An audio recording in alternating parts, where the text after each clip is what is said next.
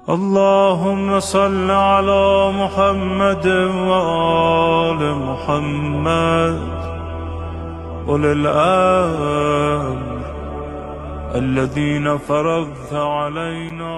السلام علیکم عزیزان انتظار، لیکچر نمبر 5، موضوع میں اور میرا انتظار۔ عزیزان انتظار، پچھلے لیکچر میں ہم نے یہ سمجھا کہ ایک سچے منتظر کے لیے محاسبہ نفس کتنا ضروری ہے، کیونکہ اعمال کا حساب لیے بغیر اصلاح ممکن نہیں۔ آج اسی تسلسل میں ہم ایک اور اہم ذمہ داری کی طرف آتے ہیں، اور وہ ہے علم، کہ جب انسان خود کو سنوار لے تو اس علم کے ساتھ خاموش رہے یا حق کو واضح کرے۔ اسی ذمہ داری کو آج کے لیکچر میں ہم حدیث جناب رسول خدا صلی اللہ علیہ وآلہ وسلم کی روشنی میں سمجھیں گے۔ میں اور میرا انتظار، منتظر گناہ نہیں کرتا۔ علم اور ذمہ داری۔ جناب رسول خدا صلی اللہ علیہ وآلہ وسلم نے فرمایا، جب میری امت میں بدعتیں ظاہر ہو جائیں تو عالم کی ذمہ داری ہے کہ وہ اپنے علم کو ظاہر کرے، اور جو ایسا نہ کرے اس پر خدا کی لعنت ہے۔ عزیزان انتظار، یہ حدیث ہمیں یہ سمجھاتی ہے کہ علم صرف ذاتی فائدے یا اپنی نجات کے لیے نہیں ہوتا، بلکہ علم ایک امانت ہے اور اس کے ساتھ ذمہ داری جڑی ہوئی ہے۔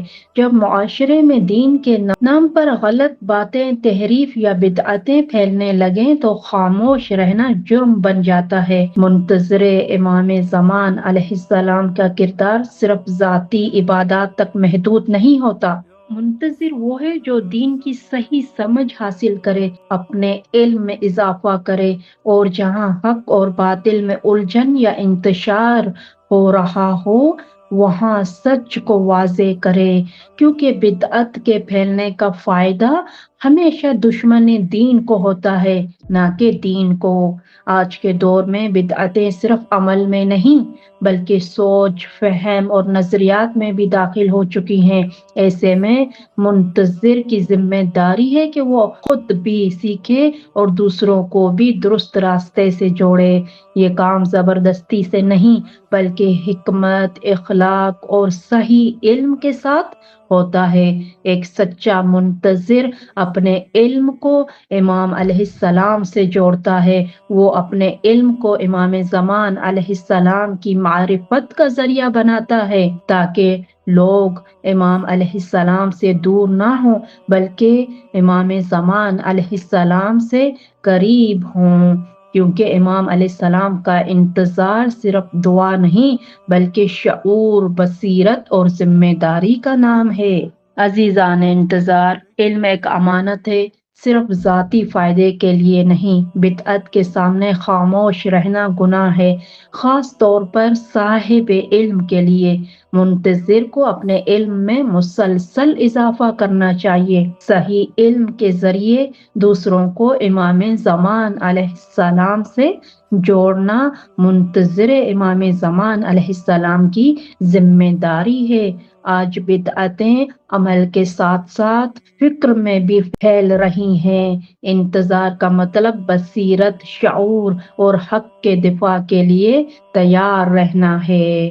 عزیزان انتظار، پروردگار عالم کی بارگاہ میں دعا ہے، اے اللہ ہمیں نافع علم عطا فرما، ہمیں حق کو پہچاننے اور اس کا دفاع کرنے کی توفیق دے، اور ہمیں امام زمان علیہ السلام کے باخبر، باعمل اور ذمہ دار منتظرین میں شامل فرما۔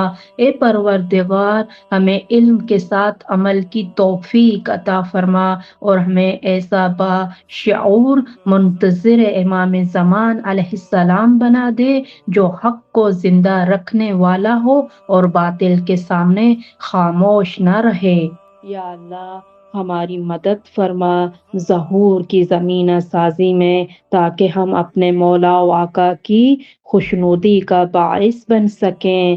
بحق کے جناب سیدہ فاطمۃ الزہرا سلام اللہ علیہا کے پاک وجود مبارک، حق کے جناب سیدہ سلام اللہ علیہا کے صدقے میں بحق کے جناب امام زمان علیہ السلام کے پاک وجود مبارک اور پر نور ظہور امام زمان علیہ السلام کے صدقے میں، آمین یا رب العالمین۔ الہی آمین، الہی آمین، الہی آمین۔